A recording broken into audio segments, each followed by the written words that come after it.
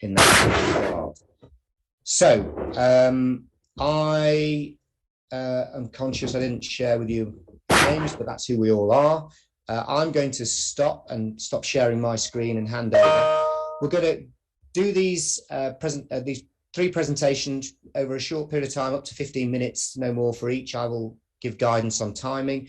When we've done that, though, we will have an opportunity to converse and have some conversation either from the room, or please use the functions that we've got on Zoom that many of you will be familiar with, of the chat function to ask questions and come back, and I will moderate those as we go along. And if there's anyone in the room who wants to use this function, or please, I should be able to hear you, I think, from the convener in the room, but we'll find out. So firstly, we'll move over to Ansgar and Jana for their session.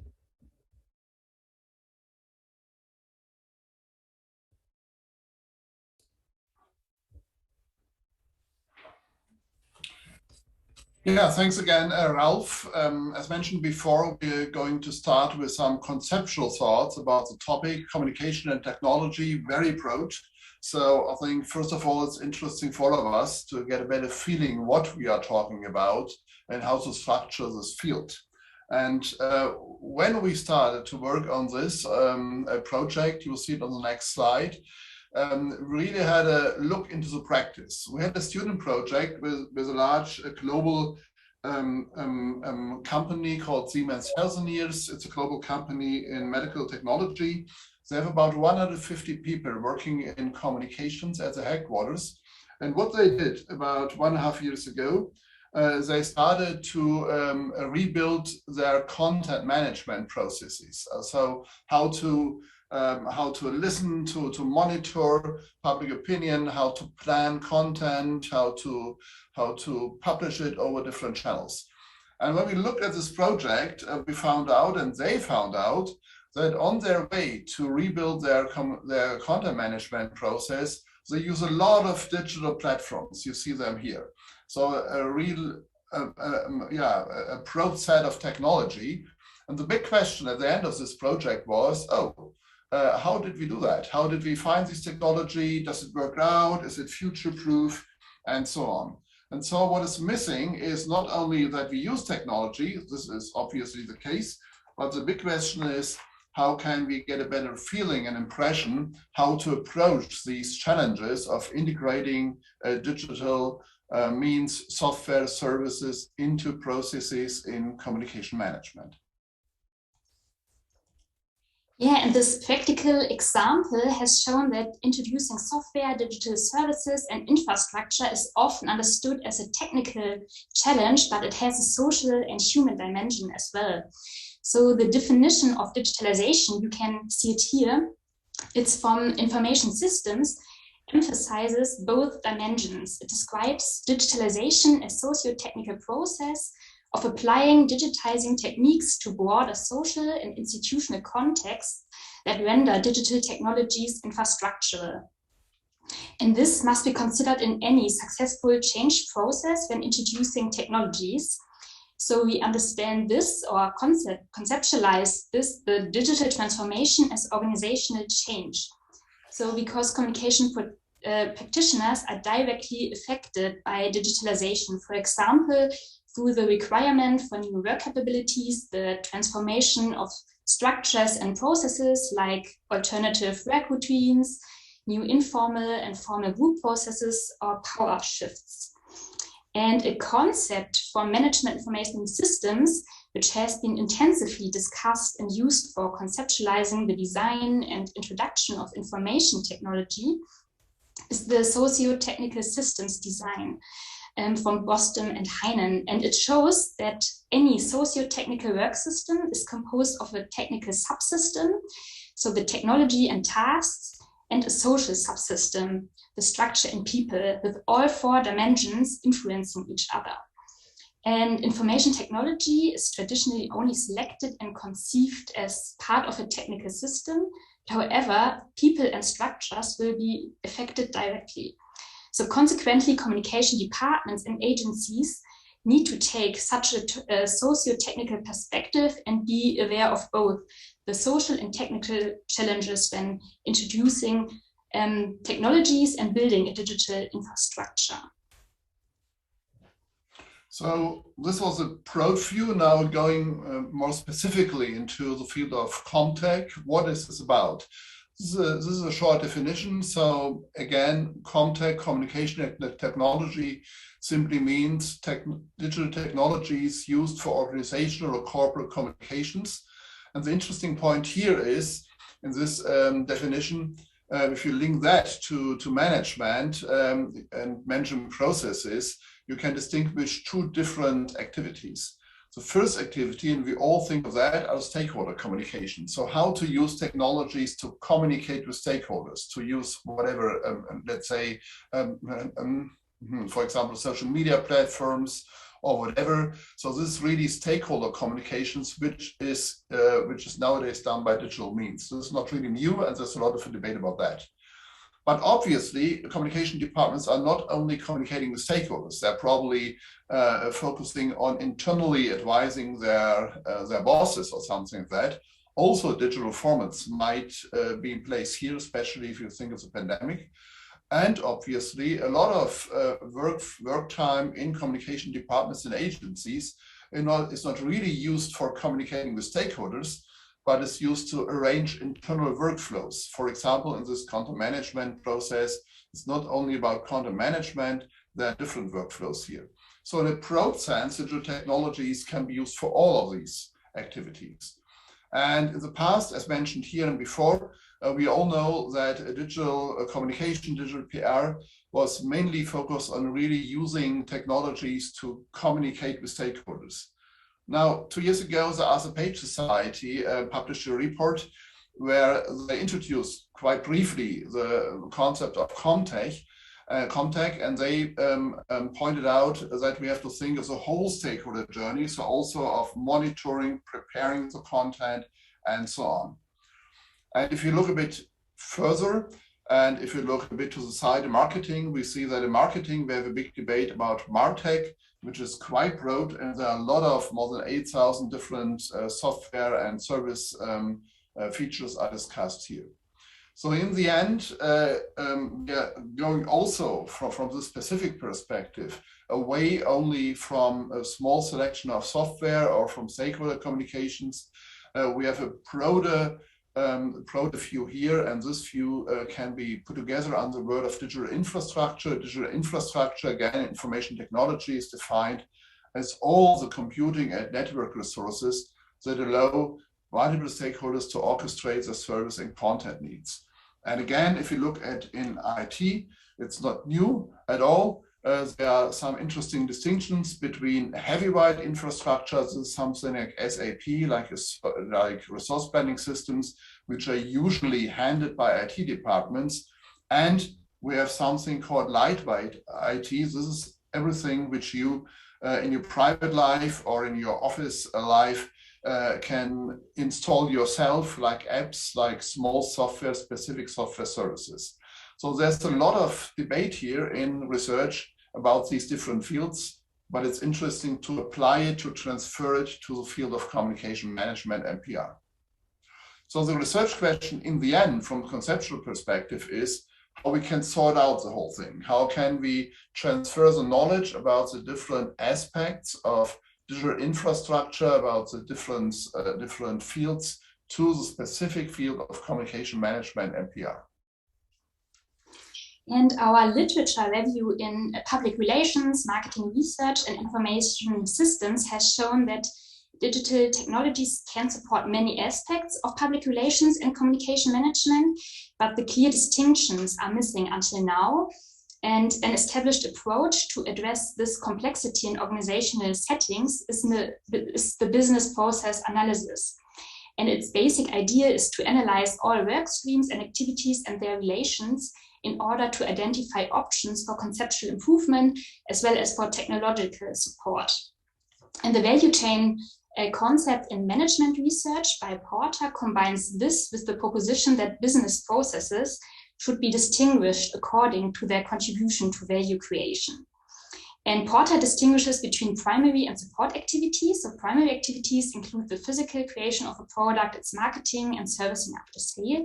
And support activities allow the primary activities to take place, for example, by providing inputs and human resources or infrastructure.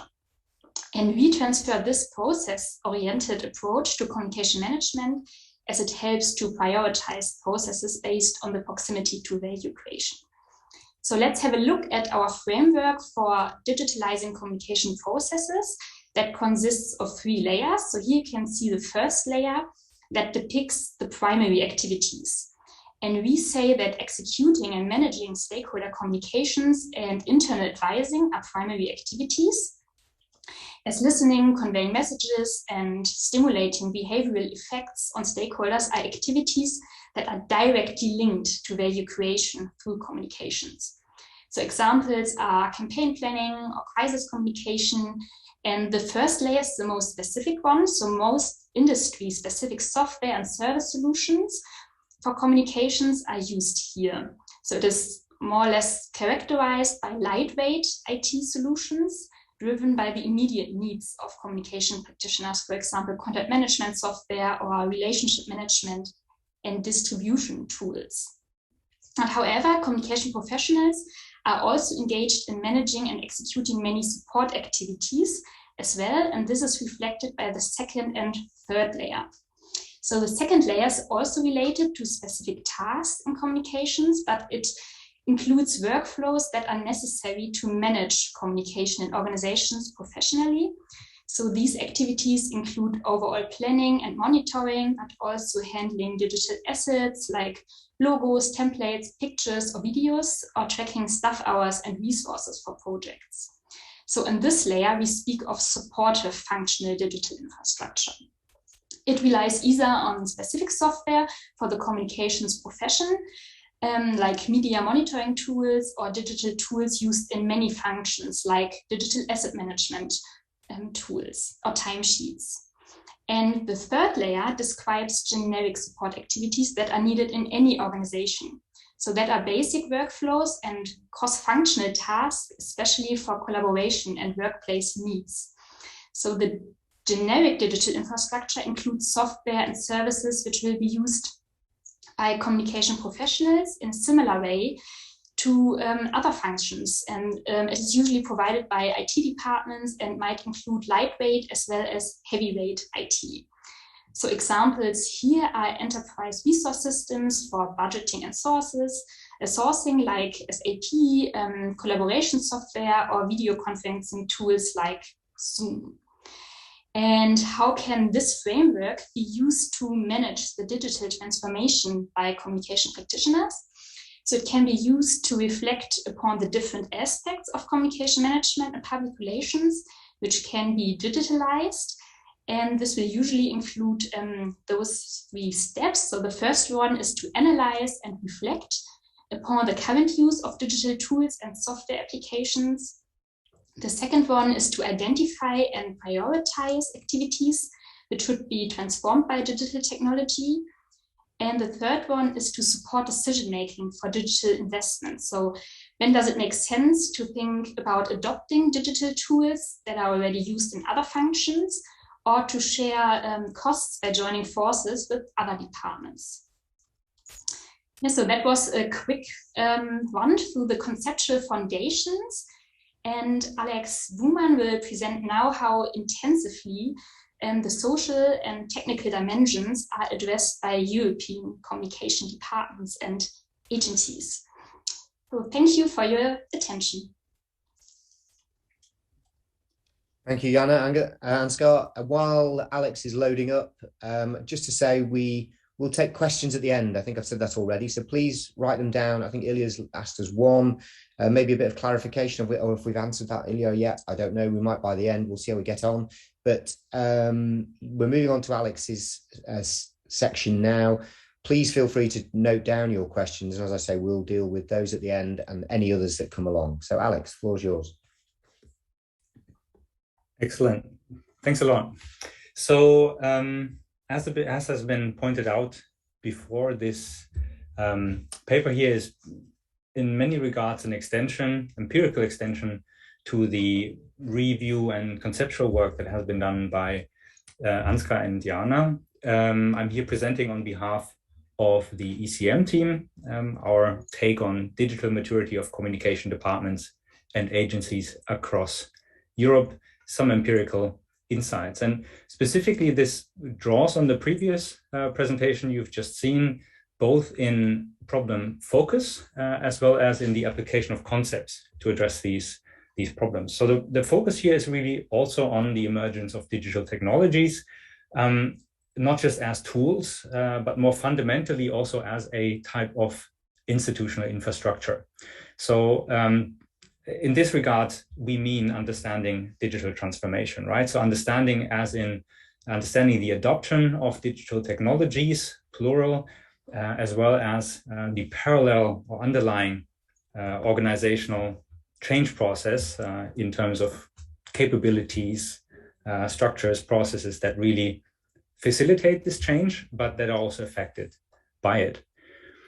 So if we look at current research on the digitalization of communication, we see empirically really a strong focus on the use of often social media platforms, but also digital tactics, if you will.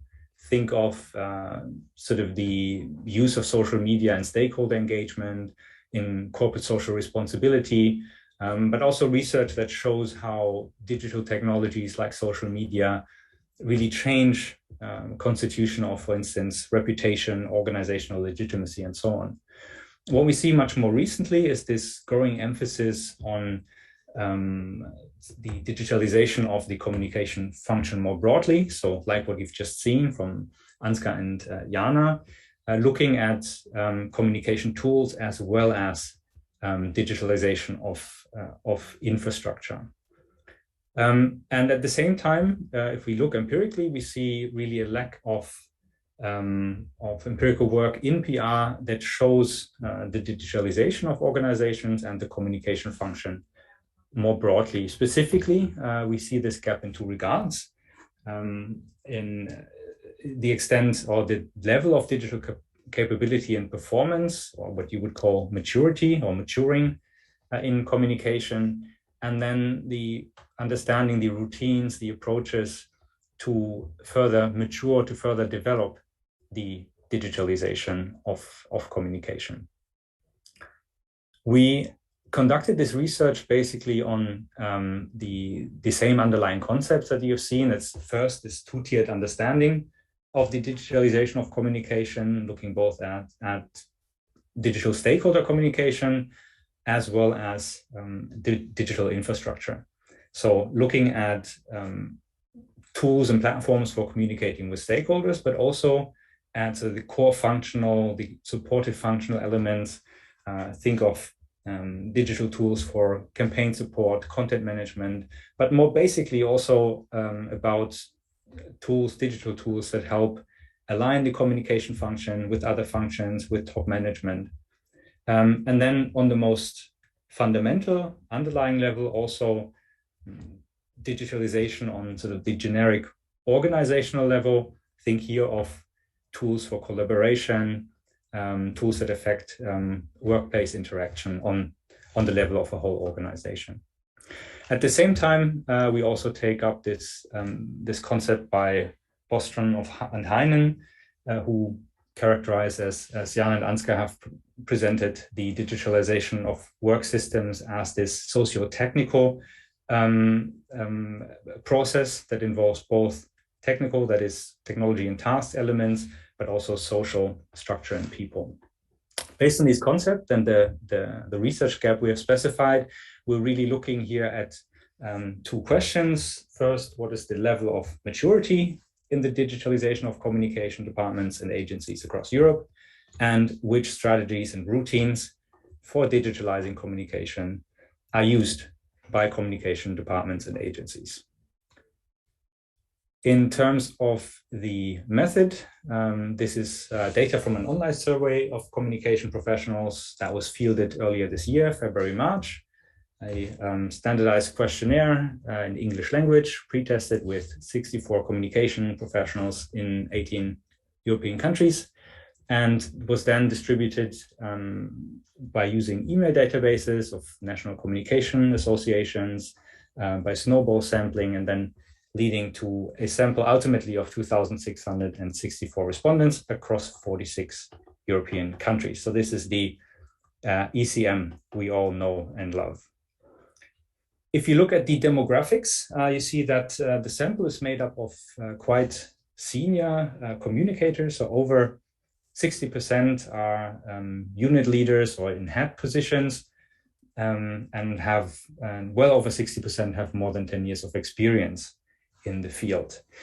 60.8% of respondents were female, and the average age was 43.8 years. And you also see that a majority of respondents, 2/3, really come from communication departments, fairly evenly distributed across different types of organizations. And then there's 1/4 of the sample, roughly a little bit less, that comes from agencies or consultants, PR consultants. Looking at the level of digital maturity in communication, we see that the digitalization of stakeholder communication is assessed as being more mature than the digitalization of communication and organizational infrastructure. So if you want, the sort of the frontline digitalization is relatively strong compared to less digitalized backbone. However, there at the very basic level, the organizational level, or workplace level, digitalization is seen as rather mature. But core and supportive digital infrastructure for communication could be seen based on this data as partly lacking. That's the two here in the middle.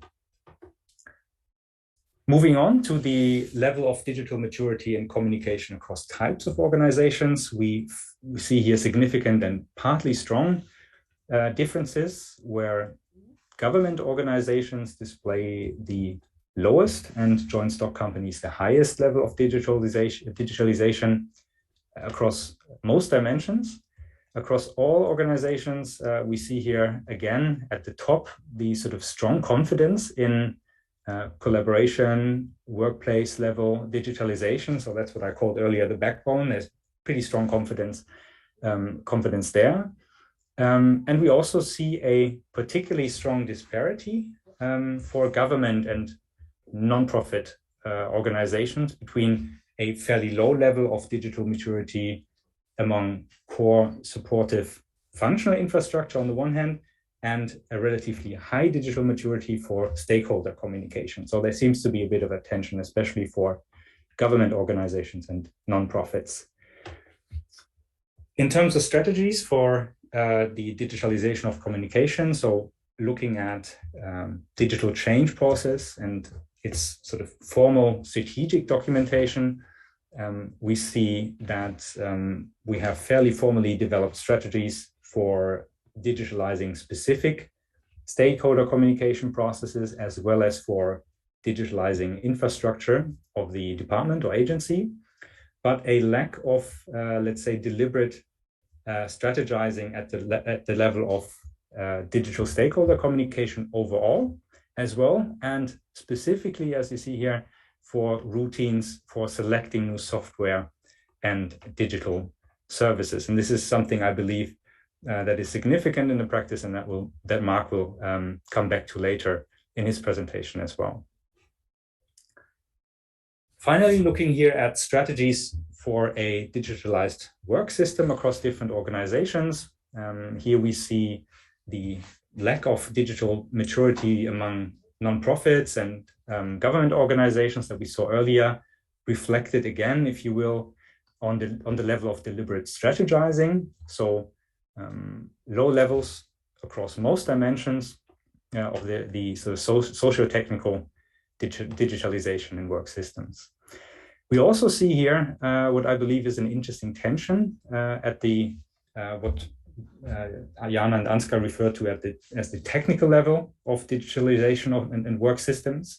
So while changing technology seems to be relatively deliberately strategized, tasks are not. So these are both within this technical dimension. And this is interesting as it could lead one to assume that digitalization or deliberate digitalization of tasks, or non-deliberate, sorry, digitalization of tasks follow a more deliberate decision-making process in changing the technology. So tasks follow technology, a strong influence of technology of what is actually being done, something to discuss maybe. Results across the two social dimensions are fairly similar then within both, within all the organizational types.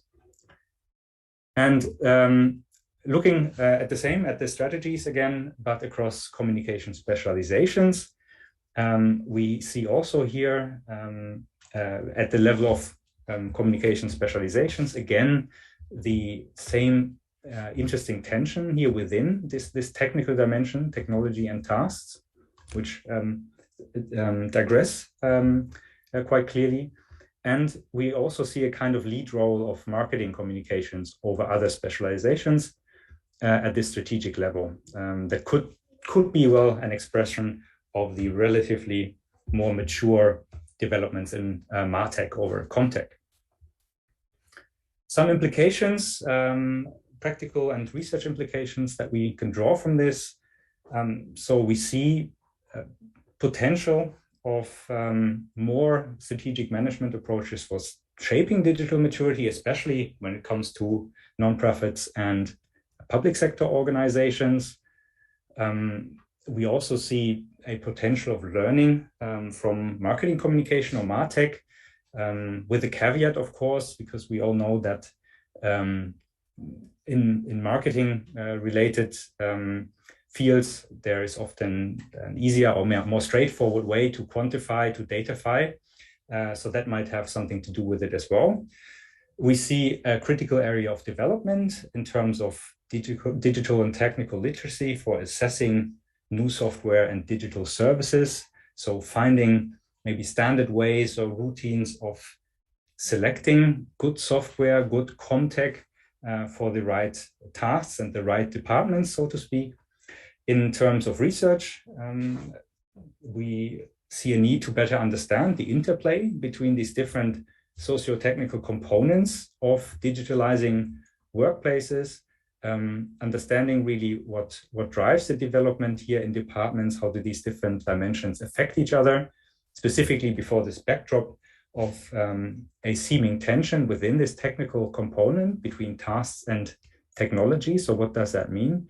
And then also on the individual level, understanding practitioners, we see a need to further explore drivers of selecting, using CommTech in communications, maybe based on preceding research on technology acceptance that would allow us to understand how, or better understand how and which technology successfully enters into the practice, shapes the practice, etc.